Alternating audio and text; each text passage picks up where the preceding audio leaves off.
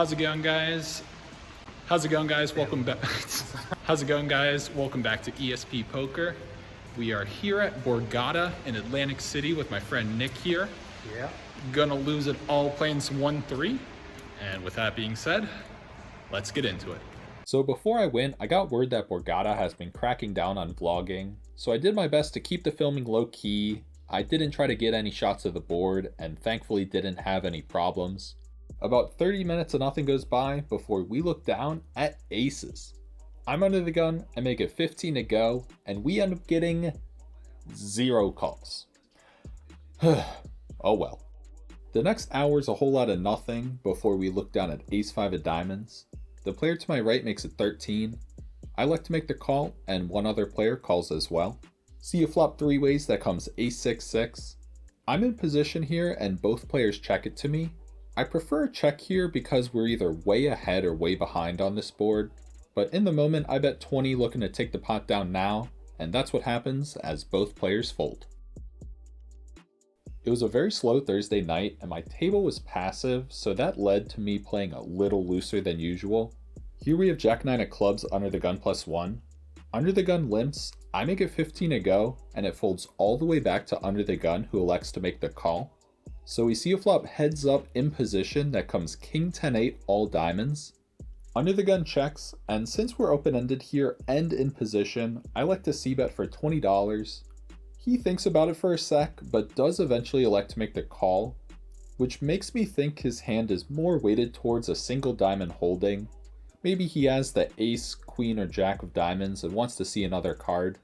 The turn is a very welcome sight. It comes the queen of hearts, now giving us a straight.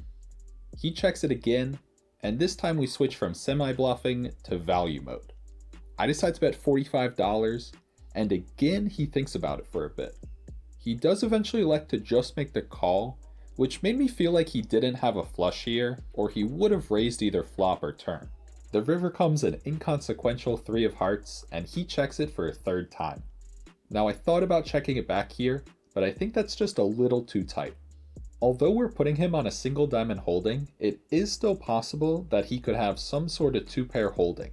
For that reason, I fire out a bet of $75 and he snap folds. So I'm pretty sure he had a single diamond holding there, but I'm still happy with how I played this hand.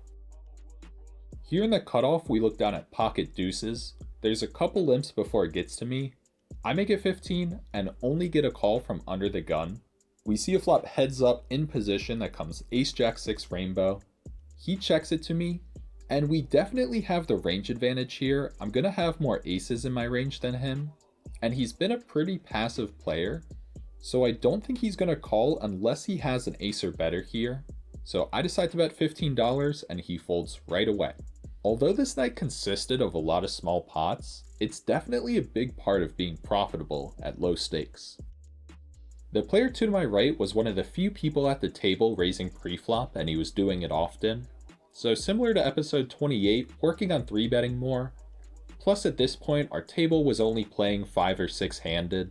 Here I'm in the big blind with king queen offsuit. He makes it 10 from the button, and I elect to make it 30 here.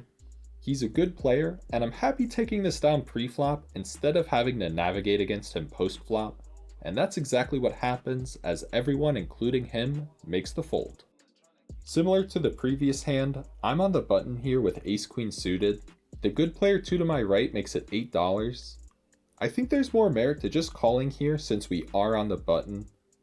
But as mentioned, I'd rather just take it down pre-flop against this opponent.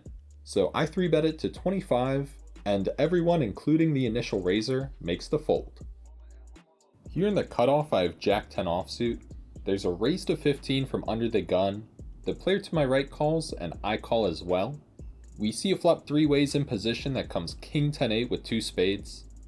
The initial raiser continues for $20, and although I only have second pair here, I think it's possible that he could just be taking a stab or have a flush draw.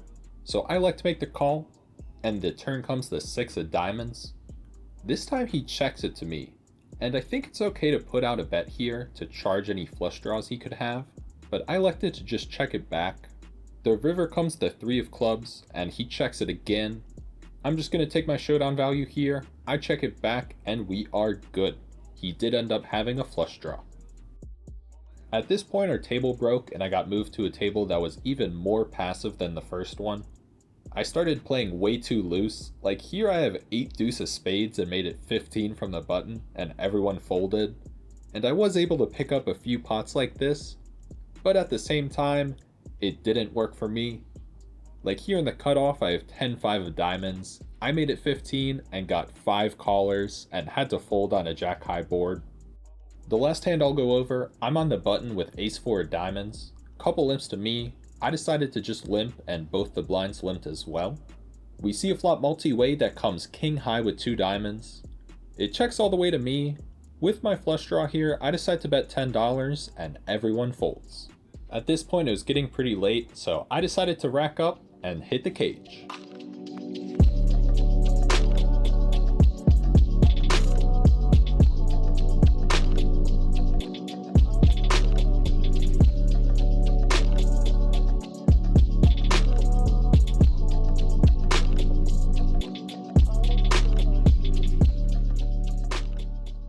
So we were in for 400, out for 496 for a profit of $96, bringing our 31 episode total to a profit of $19.34.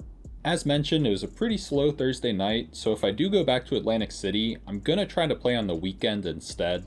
I also have some very exciting news. I'm going to Vegas. I'll be there July 19th to the 23rd, and the plan is to make 3 to 4 vlogs while I'm there. Make sure you check out my Twitter and Instagram in the description. I'll try to post updates on where I plan on playing, and I'll see you in the next one.